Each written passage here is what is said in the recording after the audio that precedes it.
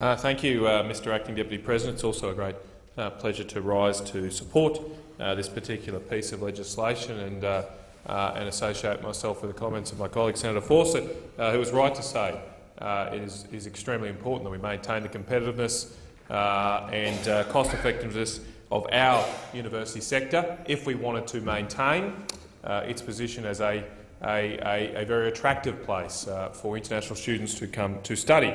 And I certainly want to maintain that position. It's one of our largest export earners in our country. It has huge upside potential to grow, particularly with the growth to our north in the Asia-Pacific region.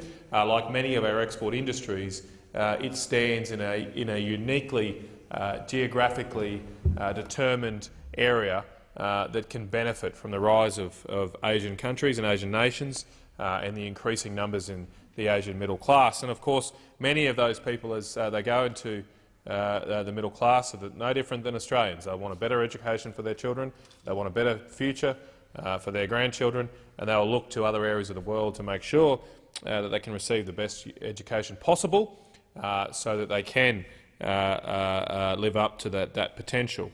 Now, I do think, though, education is somewhat different, and faces different challenges and risks than other sectors that are similarly exposed to that Asian growth, say, for example, in agriculture, where the rise of an Asian middle class will certainly drive uptake of premium Australian products as people seek to define themselves, the clothes they wear, the cars they drive and the food they eat. They will look to countries like Australia, which are known to produce premium food, to seek those needs. However, I think with the university sector, while that phenomenon will be there, people will look to higher quality education, another thing will happen in parallel to the increasing economic growth and sophistication of Asian economies, and that will be, of course, the improvement of their universities in Asia themselves. Their universities will increasingly become some of the better in the world as they invest in their own institutions, as their economies become stronger and more able to invest in higher education to a similar extent that we can in this country. So that will create both opportunities and challenges for our university sector. The opportunity will be there because there will be increased demand from both numbers of students in Asia and also the willingness to pay for a good quality education from Asia. But there will also be increases in supply of high quality education in our region, particularly in Asian countries, and that will make it more difficult for our domestic university sector to compete. And just to labour on this point just a little bit, in the most recent, well, some of the most recent university rankings, there are different measures of world university rankings, but in this particular one that was released earlier this year, the 2014-15 rankings reported that 2 Asian universities are now in the top 25. The University of Tokyo and the National University of Singapore are now within the top 2 of the 25, compared with only 1 last year and none in 2011 and 12. So 5 years ago there were no Asian universities in the top 25 in the world, and now there are 2. I haven't got this particular ranking in front of me for all universities, but the last time I looked, there were no Australian universities in the top 25 at all. We usually have 1 in the top 50. And in the top 50, there are 6 East Asian universities in that top 50 from Japan, Singapore, Hong Kong, China and South Korea, and now in total 24 of the top 200 universities in the world are in Asia. So that's just a small demonstration of what is occurring in our region, and also why it is so important that we continue to support a strong, competitive and cost-effective sector here in Australia, so it can maintain its position as a strong magnet for students to come here and study. And a key part of that is making sure that the regulatory burden on our university sector is not overburdensome, is not put in place to an extent which would limit or inhibit its ability to compete with those Asia-Pacific universities. Now, this bill is not going to be a panacea for all those risks and challenges, but it does make some important changes that will improve the competitiveness of our universities. Some important changes that will reduce the amount of overlap, duplication and red tape that are imposed on that sector.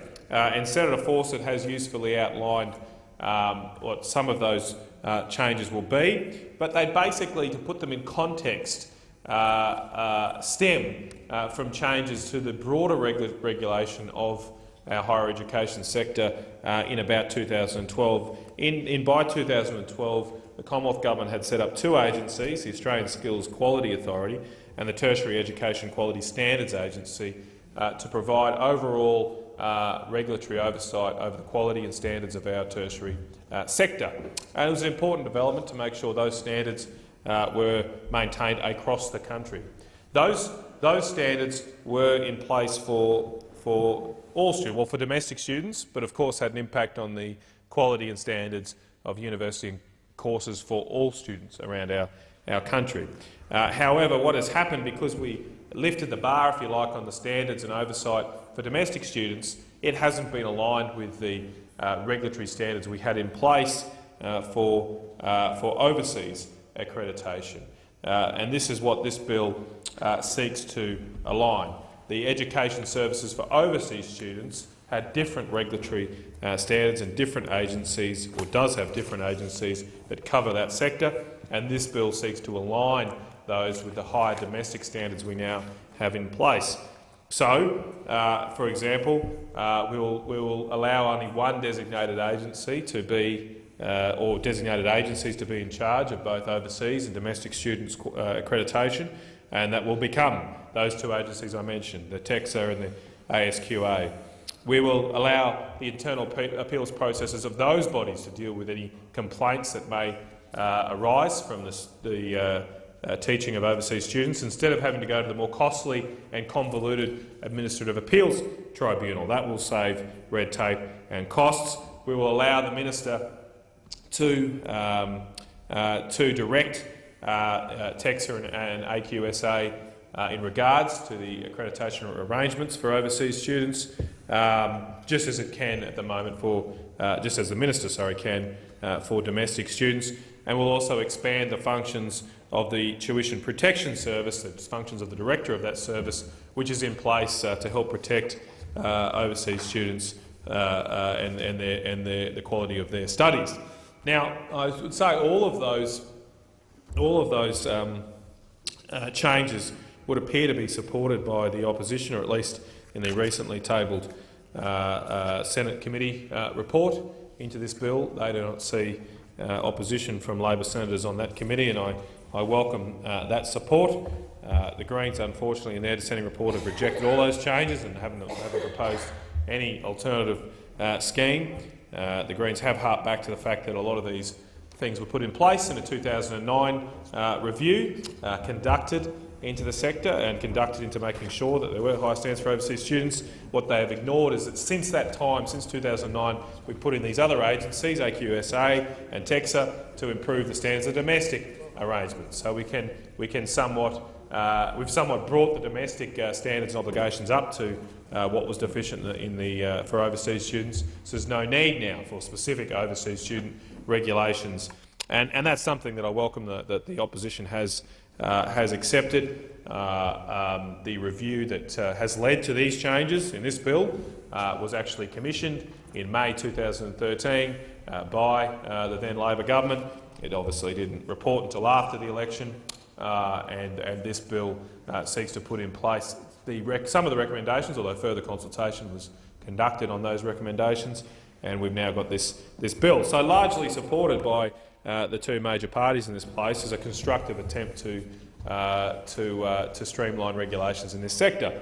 There are some other amendments that are smaller in nature, but do nonetheless provide substantial savings of up to $76 million for the sector. Reporting timeframes for complaints will no longer be just 5 days, but 31 days. Students will be allowed to pay up front for their fees in full if they so choose. That's overseas students. At the moment, the upfront fees are capped at 50% upfront, and while that cap will remain, that an institution cannot impose more than 50%, upfront payment, not ask for more than 50% upfront payment. If a student so desires to pay more than 50% of his or her fees upfront, they will be allowed to do so. A sensible change which simply allows students themselves to have that choice if, say, for example, they feel exchange rates are attractive, or they would like to simply make the payment while their parents are willing to do so, not after their marks come back. That is a fair and reasonable change, again supported, I believe, or will be supported, I believe, at least in the Senate committee report from the opposition. There will also be a removal of the quite strict restrictions on regulations on the study period that students must cover at the moment of 24 weeks. We'll make that more flexible. Now, my understanding in that Senate committee report that the only then matter of somewhat disagreement is what is called the designated accounts at the moment. So overseas student operators, private overseas student operators, not the public universities, but private overseas student operators must maintain a designated account for the fees and funds that are provided by overseas students to put into almost, if you like, and I don't think this is the term of the legislation, but what seems to be like a trust account at the moment, whereas other public institutions don't have to do that when they're offering these services. Obviously, some not really competitively neutral between public and private sectors, and this bill therefore seeks to remove that anomaly and make sure that public and private providers are on the same level.